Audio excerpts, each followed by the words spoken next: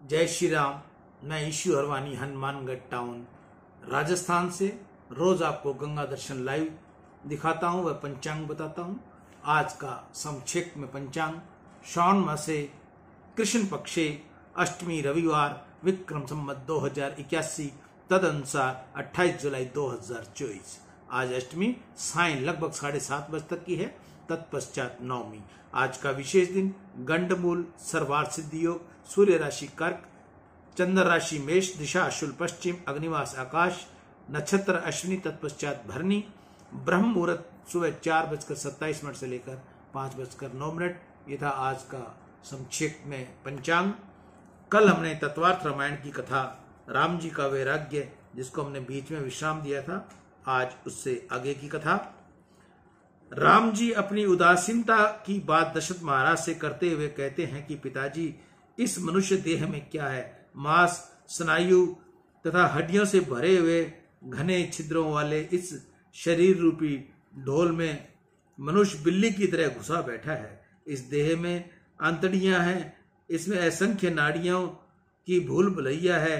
मनुष्य देह अनेक विकारों से भरपूर है, दुगंध युक्त है और अंत में मृत्यु के मुख में चली जाती है। यह देह एक मल पिंड है। इस देह से अधिक सराहीन और नाकाम पदार्थ इन तीनों लोकों में दूसरा एक भी नहीं। राम जी कहते हैं, यह देह दुख रूप है। केवल दुख के लिए ही अनेक वासना विकार रूपी जहरीले सर्प इसमें निवास करते हैं।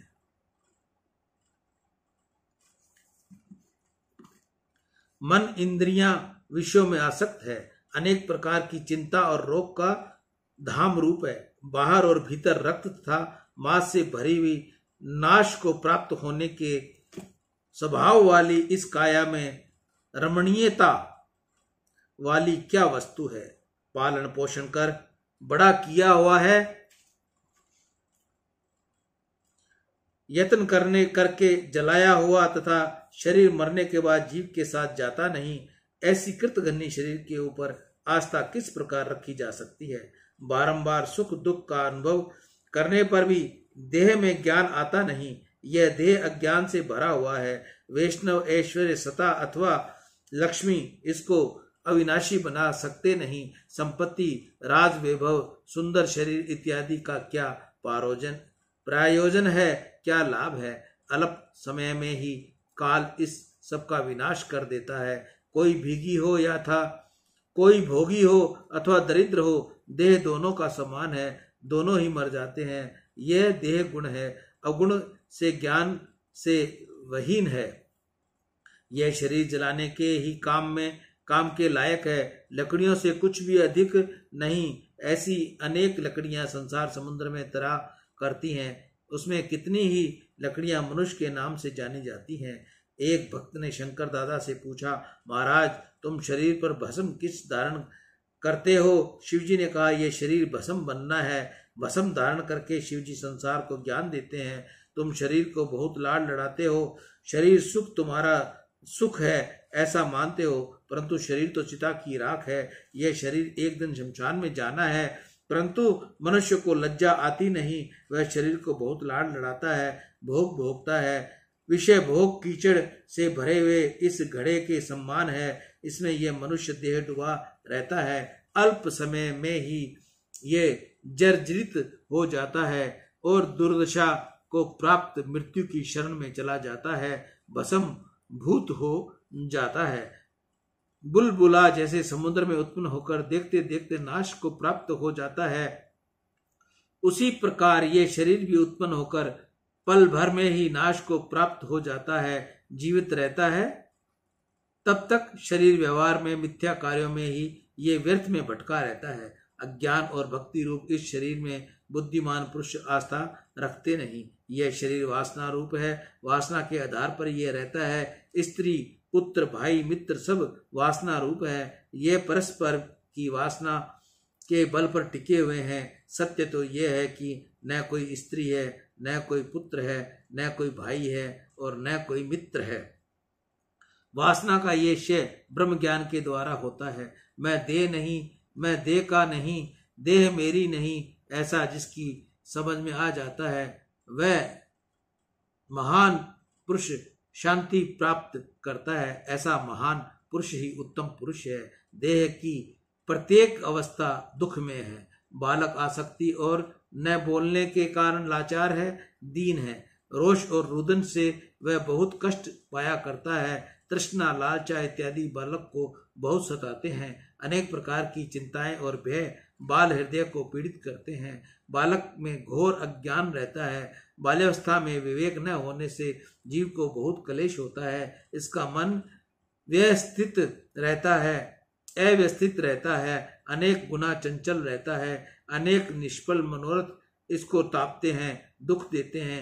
नित्य नए मनोवांछित पदार्थ न मिले तो इसे असहन लगने लगता है। बाल्यावस्था में शांति कहाँ, बाल्यावस्था में शिक्षा प्राप्त करने के लिए ही है। जवानी में काम मनुष्य की छाती पर चढ़ बैठता है। अनेक प्रकार के भोग भोगने से तथा भोगों का संकल्प करने से उसका मन अतिशय बिगड़ जाता है, बुद्धि भी बिगड़ जाती है। अनेक प्रकार के दोषों से वह विकारों से चित्त भर जाता है। जवानी में मनुष्य इंद्रियों का बहुत लाड करता है, इंद्रियों का गुलाम बन जाता है। अनेक प्रकार के मोह में वह फंस जाता है। यौवन असत्य है, फिर भी सत्य जैसा लगता है और थोड़े समय में ठिकाने लग जाता है। यौवन बाहर से सुख में दिखता है, परंतु वास्तव में वह दुख में है। वह क्षणिक पदार्थों में फंसाए रखता है और निरंतर असत्य चिंतन करता है। अज्ञान के कारण यौवन में अंधकार छा जाता है। मनुष्य जब अंधा हो जाता है, भगवान सदाशिव सर्वशक्तिमान है, महासमर्थ है, फिर भी इस अज्ञान रूपी अंधेरे से डरते हैं। इसलिए ज्ञानी रूपी चंद्रमा को उन्होंने धारण किया हुआ है। यौवन में मोह दुराचार कराता है, भ्रांति उत्पन्न करवाता है, भक्ति बुद्धि को भ्रमता है। स्त्री को पुरुष का और पुरुष को स्त्री का वियोग असहन बन जाता है। विरह में वे बहुत दुखी हो जाते हैं। पवित्र बुद्धि भी यौवन को अपवित्र हो जाती है, अशुद्ध हो जाती है। चित्त की वृत्तियां अत्यंत प्रलभ बन जाती हैं। यौवन आदि व्याधि का घर है। यौवन मनुष्य को अम्र याद बनाता है। धर्म की मर्यादा को वह गिनता नहीं, परंतु प्रयत्नों से संग्रह किए हुए सद्गुण टल जाते हैं और अनेक दोष जागृत हो जाते हैं। यौवन मनोरथ को बढ़ाता है, राग देश को बढ़ाता है, संताप बढ़ाता है, अशांति बढ़ाता है, मन को पागल बनाता है। ऐसी युवा अवस्था से जो प्रसन्न होता है वह बुद्धिविहीन है, पशु समान है। देह के सुख में जो लवलीन रहता है वह पशु की अपेक्षा अरे कीड़े की अपेक्षा भी कनिष्ठ है। मनुष्य अज्ञान और अभिमान से यौवन में आसक्त होता है और पीछे पछताता है। कोई भाग्यशाली जीव ही यौवन में विनय विवेक रख सकता है, सद्गुण टिका सकता है, सत्संग कर सकता है और प्रभु की भक्ति में चित्त जोड़ सकता है। पुरुष स्त्री शरीर में, स्त्री पुरुष शरीर में लुभाते हैं। अरे स्त्री शरीर में क्या सुंदर है, क्या तो मांस मज्जा की एक पुतली है, नाड़ी और हड्डियों का पिंजर है, ऊपर से चमड़ी मंड दी गई है। चमड़ी अलग कर देने में आए तो शरीर को देखने की भी इच्छा होती नहीं। वह बाहर से केश से और अंदर रुधिर से भरी हुई है। मोह के कारण वह रमणीय लगती है। चमड़ी, मांस, रुधिर और पानी पृथक करके स्त्री के नेत्रों को देखो तो इसमें क्या प्रणीय पदार्थ है। मार्ग में हड्डी का टुकड़ा पड़ा हो तो उससे बचकर चलते हो। फिर इस देह से जो हड्डियों से ही बना हुआ है मनुष्य प्रेम करता है। स्त्री देह विकारों से भरी हुई है। वह पुरुष की बुद्धि में अत्यंत मोह उपजाती है, उसको परवश करवाती है, सद्मार्ग से दूर हटाती है और अंत में नरक में धकेल देती है। कांता विशलता के समान है, विषय में पोटली है, अनेक दुखों को जन्म देने वाली है। विष रस भरा कनक घटु जैसे स्त्री पुरुष को बंधन देने वाली है। कामदेव द्वारा फैलाया हुआ ये जाल है। कामदेव सुंदर स्त्रियों द्वारा कोमल मन को मंथ डालता है। कामनी के पीछे काल होता ही है। स्त्री शरीर पुरुष को रोग, घबराहट और मनुष्य को और घसीट ले जाती है। स्थूल बुद्धि वाले पुरुष जो प्रियाओं को बहुत लाड लड़ाते हैं वे ही शमशान में सूखते हैं। उनके सुंदर देह को सियार और कुत्ते चूसते हैं। ये सियार और कुत्ते का भोजन बनते हैं। इनके सुंदर केश कलाप शमशान के वृक्षों के ऊपर भूरे रंग से चमर के बालों की तरह लटकते रहते हैं। ऊंट के अंगों का वन में जो संस्कार होता है वही कामनी के अंगों का भी होता है। इतना होते हुए भी बुद्धिमान पुरुष इसके पीछे क्यों दौड़ता है? भोग भोगने की वासना में उसकी बुद्धि जो मलिन हो जाती है। भोग केवल ऊपर ऊपर से ही सुंदर लगते हैं, वह सुख का आभास कराते हैं परंतु देते हैं दुख ही। भोग के त्याग से ही शांति मिलती है। स्त्री का त्याग करने से जगत का त्याग होता है और जगत के त्याग से सुख प्राप्त होता है। इसलिए मुझे भोगों में आसक्ति नहीं रहती। मुझे तो परम आनंद की प्राप्ति करनी है। बाल्यावस्था की कीड़ा आदि की अभिलाषा पूरी हो उससे पहले ही यौवन उसको निगल जाता है। यौवन में भोगने की अभिलाषा होती है परंतु मनुष्य भोगे या न भोगे तब तक ही उसकी वृद्ध अवस्था उसके यौवन को निगल जाती है। वृद्ध अवस्था बहुत घोड़ी है, वह देह के अंगों को शिथिल और जंजर करती है, रूप को बिगाड़ डालती है और अंत में उसका नाश कर देती है। वृद्ध अवस्था में शांति आती है, लाचारी आती है, शोक व्यापता है, बुद्धि चली जाती है, चिंता बढ़ती है, भय बढ़ता है, तृष्णा बढ़ जाती है। बुढ़ापे में मन और जीव जबान बनती है। मन जवानी में भोगे हुए सुखों का बारंबार चिंतन करता है। जिव्या बहुत हैरान करती है, खाया हुआ पछता नहीं, फिर भी खाने की बराबर इच्छा होती है। कब बढ़ता है, पीड़ित करता है, रोग बढ़ता है। यमराज की छड़ी रोज उद्वेग की सेना मनुष्य को अतिशय पीड़ित करती है। काल छाती के ऊपर चढ़ा बैठा है और उससे इंद्रियां क्रिया रहित बन जाती हैं। लोग हंसी उड़ाते हैं, कोई सेवा करता नहीं, घर वाले अपमान करते हैं और अयोग्य हुए बेल की तरह उसको छोड़ देते हैं। फिर भी मनुष्य को जीने की इच्छा रह जाती है। यह कैसी विडंबना है? काल किसी को छोड़ता नहीं। काल इस जगत में जन्मी हुई एक एक वस्तु को ग्रास बना जाता है। काल महा समर्थ है, जगत में सर्वत्र व्यापक है, वह अनंत ब्रह्मांड को ही निगल जाता है। काल इंद्र को चबा जाता है, यम को सपाटे में ले लेता है, भुवनों को भस्म कर जाता है, पृथ्वी का प्रलय कर देता है, वह समुद्र को सुखा डालता है, तारों और सूर्य चंद्र को शून्य बना देता है, सिद्ध लोगों का भी नाश कर देता है। तो फिर पामर मनुष्य की क्या गिनती? काल से कोई बच सकता नहीं। विद्वान अथवा अनपढ़, रूपवान अथवा कुरूप, धनपति अथवा दरिद्र, राजा अथवा रंक, पत्थर जैसे कठिन अथवा बाघ जैसे कुर को भी काल की पकड़ से छूट सकता नहीं। काल जिसका नाश न कर सके ऐसा इस जगत में एक भी पदार्थ नहीं है। काल बहुत कुर्र है, यह किसी के साथ भी प्रेम करता नहीं। काल का अस्त नहीं, उदय नहीं। जिस प्रकार बालक दो गेंदे उछालता उछालता अपने आंगन में खेलता है, उसी प्रकार काल भी अपनी लीला से सूर्य तथा चंद्र को आकाश में उछाल उछाल कर खेलता है। काल बहुत प्रबल है, वह अपना पेट भरने में ही तत्पर है। काल सबको विपत्तियों में डालता है। मनुष्य अत्यंत कठिन है, आयु अत्यंत थोड़ी है, क्षण भंगुर है, मनुष्य इंद्रियों में फंसा हुआ है।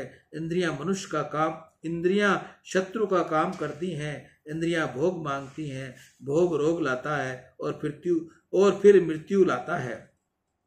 चित्त अहंकार में फंसा हुआ है, अहंकार स्वरूप को दूषित करता है, आत्म स्वरूप को भूल जाता है, मन के साथ तद्रुप होकर समय ही अपने को दुखी करता है, सत्य को भूल जाता है, असत्य अज्ञान मोह बढ़ते हैं, निरंतर तुच्छ विषय में प्रीति रहती है, प्रीति से आसक्ति हो जाती है, आसक्ति पाप करवाती है, फिर से यही घटमाला प्रारंभ हो जाती है, विश्व में वह मोक्ष प्राप्त करता है। इस प्रकार जगत में अनेक योनियों में भटकते हुए जीव की आयु भोग भोगने में और पाप करने में बीतती चली जाती है। तब फिर संसार नाम के इस पदार्थ में मेरे जैसे का क्या विश्वास रहे। जगत में श्रेष्ठ गिनी जाने वाली मनुष्य योनि में भी जीवन कैसा है। भर्तृहरि ने कहा है, मनुष्य का जीवन आज तो पूरे 100 वर्ष का भी नहीं, ऐसी अल्प जीवन का आधा भाग नींद में बिता जाता है, बाकी बचा आधा भाग अर्थात चौथाई भाग बाल अवस्था में और वृद्ध अवस्था में व्यतीत हो जाता है। इन अवस्थाओं में मनुष्य को परतंत्र जीवन जीना पड़ता है। छोटी छोटी अवस्थाओं के लिए भी दूसरों पर आश्रित रहना पड़ता है।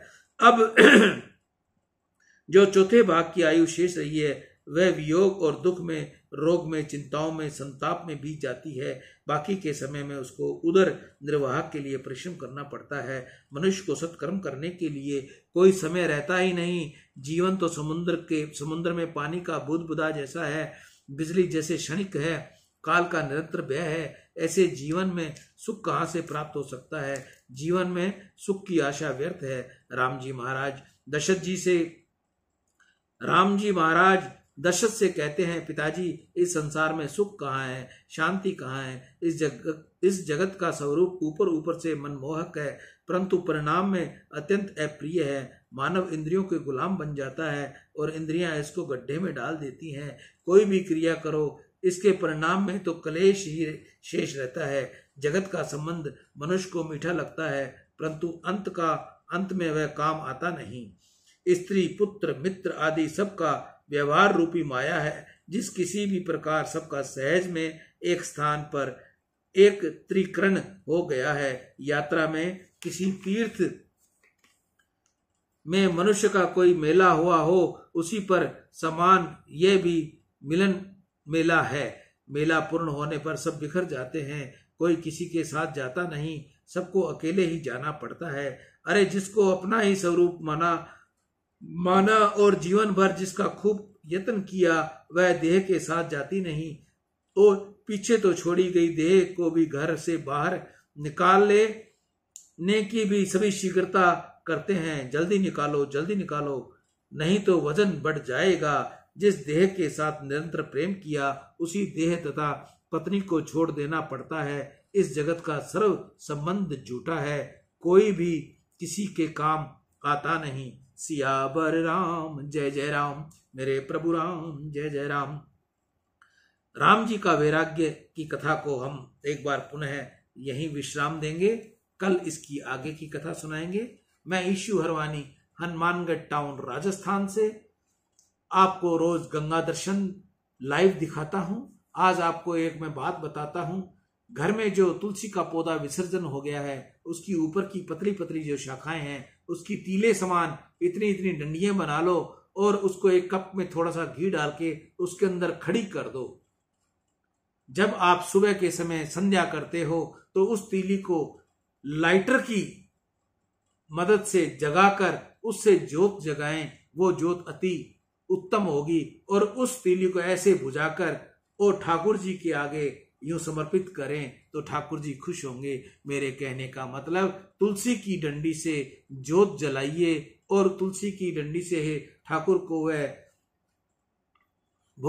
ठाकुर के आगे घुमाइए, ठाकुर उससे प्रसन्न होते हैं। ईशु हरवानी, हनुमानगढ़ टाउन, राजस्थान। राम।